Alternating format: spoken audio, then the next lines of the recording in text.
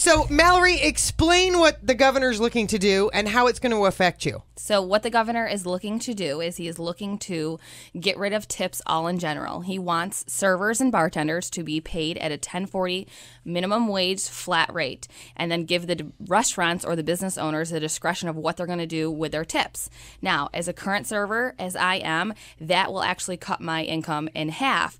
And anyone in the industry that I've talked to does not want this to change, and he is proposing that, he's saying all of these people want this to change. Well, why fix a problem that isn't there? So, and it's not only going to harm the servers, but what about the restaurant owners? Right. So now that they are having to increase their labor, what's going to happen is they're going to increase their prices on their menus, which again is going to decline in sales because people aren't going to want to come in paying for higher prices. I always give the example, why go to a family-style sit-down restaurant when you can go to a Chipotle versus, a Wegmans and get, for a lesser price?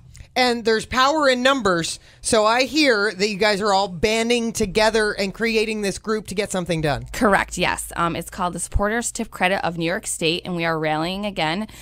So at the next rally, we would love to have people anywhere all across from New York, all the way to Buffalo, Rochester, you name it, north, down to Binghamton. Please, guys, get this word out there. If you are in the food industry or the hospitality industry and you are affected, this is a huge issue, guys. You have to go and rally and speak your voice. So, and this is not just a New York thing. You were saying earlier that this happened in another state and the servers banded together and went, no. Yes, actually last year in Maine, what happened was the laws went into effect and all of their servers and bartenders got together and they actually had this overturned.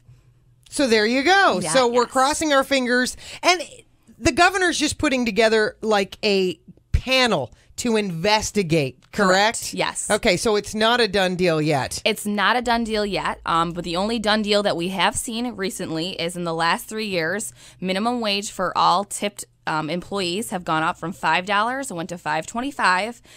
Last year it went to $7.50, and now his new proposal is to go to $10.40, which is actually over 100% raise in wages. And honestly, we have already seen in corporate places like Olive Garden, other mom and pops, they have had to increase their prices because now their labor costs have gone up. So now it's not only going to take money out of your pocket, but it's going to cost the customers more because I'm paying more for food. Correct. They're actually what the proposed plan is that we see, this is going to trickle down. If you have a normal floor plan of 14 to 18 servers, you're probably only going to go to 8 to 12. So, now you're pretty much you're paying for higher prices of food for less service. So why even go to Yeah, because now instead of, let's say your section is 6 tables, now you're going to have 10 and my service isn't going to be as good. Correct.